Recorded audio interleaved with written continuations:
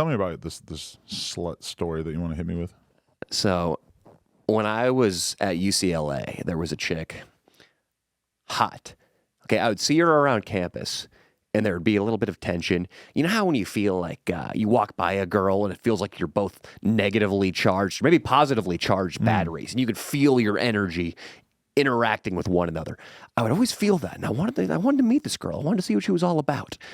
Well, one night, my buddy Nikolai happened to finger her at our frat house during a party. I got insanely jealous. But maybe the next night or a week after, she comes over because her and I think I messaged her on Facebook. She brings a bottle of Jim Beam and says she wants to watch the new Dexter. Like, that was our first date. Remember Dexter? Oh, yeah. It's a serial killer show. Any girl who wants to watch a serial killer show on the first date is categorically a whore. I didn't watch the original, but I watched the new season that they just did for some reason with my girl. Was it good? Yeah, it was pretty good. I've never seen the first season, though, so I feel like I missed out on a lot. It was dope. But her and I are just, I mean, when you bring over a bottle of Jim Beam, it's not a nightcap. We're getting blacked out. That girl's telling you something, yeah. For some reason, I remember why we didn't have sex in our rooms. Our rooms, Adam, for the sake of space, we had lifted bunk beds, and the clearance between the top of your mattress and the ceiling was only about a foot. It was as if you were sleeping in a coffin. Ugh.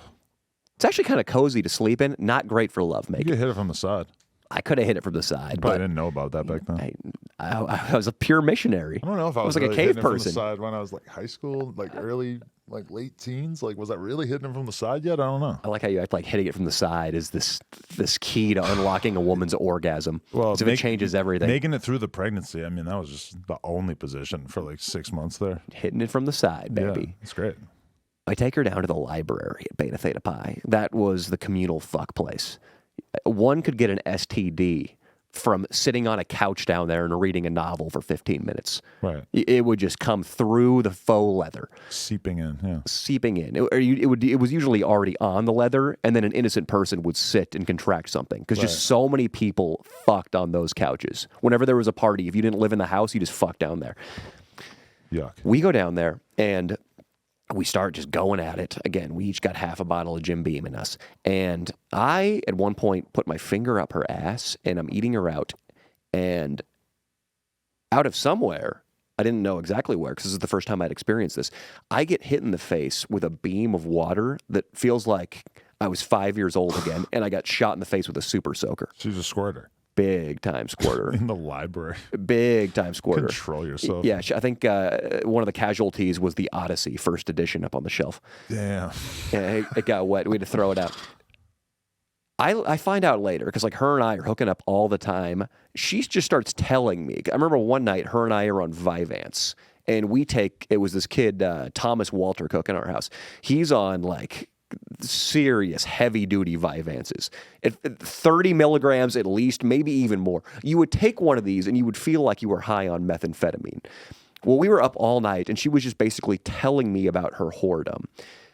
She'd fucked 100 dudes at UCLA and all of her friends on the ski and snowboard team. She was in a sorority, but she basically got excommunicated from the sorority for being such a big whore. Wow. Because she was, you know how chicks don't like whores in traditional world. Yeah. I know you move in a little bit different circles, but I think the world is changing. I pray.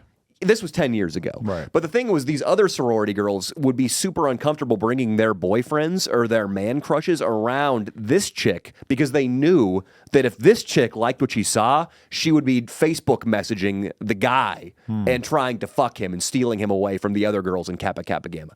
So this girl basically can only hang out with the ski and snowboard sluts. They threw her a party when she hit 100.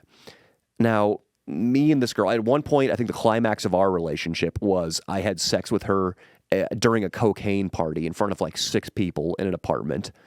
She didn't mind at all. She had spent that spring quarter in Africa, though. She was studying abroad, and I remember I wore a condom because I knew how bad the AIDS epidemic was over there. That seems reasonable. And I figured she fucked at least a couple guys in Mozambique. Yeah, I mean, if she's not presenting a test in general, I would say wrap it up. That's one of the better things but about if they've been industry. Overseas, for sure. Especially in Africa. Well, I mean, the AIDS thing is real, right? It's real, dude. And then, so I graduate, And I come back because I would do that all the time because my real life sucked. And all that I had to look forward to was going back to college and partying with people who were in college because like, didn't have a shot at regular bars. I was unemployed. I was a fucking loser. I get back there and I've learned that she's pretty much systematically gone through the Beta Theta Pi house and fucked any man who was white and over 5'6". Wow. Everybody I knew in the house who met those dimensions had sex with this chick. Right. All of them. And by that time, I think her number was close to 150. I had a girl on Plug Talk the other day who told me that when she went to college, because she was 22 at the time of doing the Plug Talk episode, and I think she's talking about, when she first went to college, so she's like 18, 19. She said that she caught 200 bodies in the first couple months at college. She said that every single person at her college, I think it was Arizona State, is on Tinder, and that it is so transactional and so normal for everybody to just be fucking each other out there. I love how you said she caught 200 bodies, as if she's up on a roof with her vagina on a fishing pole. That's how I picture it as well. And that just like gave me this peek into what life is like for at least some small section of privileged college students, that they're able to just sort of live out these sexual fantasies like this. Because for me, there was always just so much of this weird cat and dance throughout my, teenage years and early 20s and stuff, where it's like, people want to fuck, but the girls want the guys to put in some amount of labor to sort of like prove that they respect the girl, or they like to, come up with some sort of weird scenario where they kind of feel like you might date them, and like it was always just like, it sounds like these kids are just being so much more straight up about it. Whereas that was such a rarity throughout my life, that girls were just like, yes, I just want to fuck. What was your college experience? What degree of college do you have or not have? I went to college for 2 years. First year I was still living with my parents, going to community college. Second year, I went to UMass Lowell for 1 year. I lived on campus. I was straight edge still. I had a girlfriend. You were literally straight edge. Yeah, I didn't drink or do anything. I had a girlfriend. I did fuck a lot of other girls while I was there, but I didn't like go to parties or anything like that. So like in that way, I didn't really have the college experience, because like all my free time, I was going to hardcore shows, riding BMX bikes, riding BMX bikes, and then shoplifting / doing credit card scams. That was my whole. And that's pretty much why I dropped out of college, basically. It's just was your father proud? He really didn't know about almost any of this, even to this day, really. What do you think? I think the most embarrassing thing is the BMX riding. Everything else I can get down with. I was sort of shit on your horse story there. Like this is the one girl who really like stands out to me when I think about that. This is, I guess, like right before No Jumper. It's like 2013, 2014. And there's this girl, and her name is Chanel. And we all at some point started calling her Channel, which just seemed really funny to us. And I laughed. I like it. She was a slut of the ilk where she lived in the OC, and she would drive to our house, our apartment in Koreatown on like a Friday night off Xanax.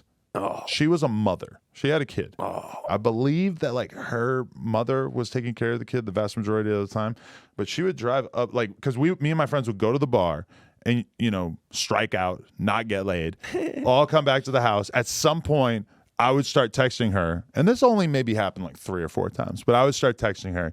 What time is it when you start texting her? Maybe like as soon as I start to realize that I'm not going to get laid by going to the bar. So like, 1 in the morning, like 12:30, that kind of thing, start to realize like, there's not really any good prospects in here. Maybe I should call up old faithful. And so, I'm hitting her up. She fucking drives from the OC and, would get to our house like soon after we get home from the bar. It's like 2:30. You guys are doing blow, or are you guys doing drugs to keep yourselves awake? Me and my friends would maybe be doing blow and drinking, but maybe just drinking. And then she would just show up, and she would like literally go room to room, fuck everybody, and then leave. How many people? I think like the most was probably like 4 dudes. It's a lot of dudes. Yeah. What did Chanel look like? She was all right looking. She wasn't White? too bad. Yeah.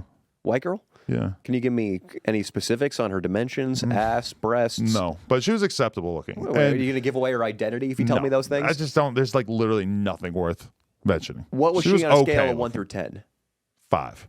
She's a solid 5. Just right middle of the road. That's probably being a little generous. But and then I remember maybe a year later, after we had this whole little, this maybe only lasted like a couple weeks or whatever, where she would just be coming through from time to time, and then I'm at this hardcore show, and exactly, and I see.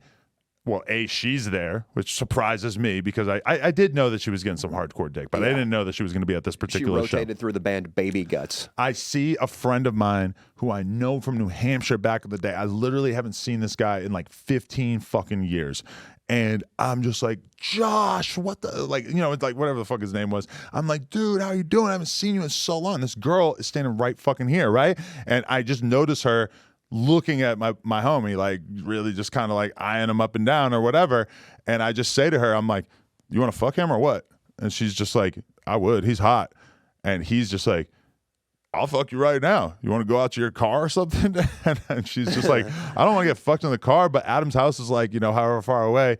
And we just like literally like just hop in her car, drive back there. She lets us both fuck. And then we just like drive back to the show, and this was like a 40 minute little like debacle. We just go do that and then go Did you back. Catch the headliner? I don't remember who was performing, but probably. I think it was Deer Militia that night. Anyway, I'm just saying, bro. She was fucking. I've never met a girl who was just craving dick like this. It was fucking weird. And I dabbled, but then ultimately I was just like, I gotta stay away from this. This is dark energy. This has been a clip from my new podcast, Sledgelords with Danny Mullen. We're dropping a new episode every week, so either hit the link in the description or search up the Adam 22 channel on YouTube. Appreciate you guys.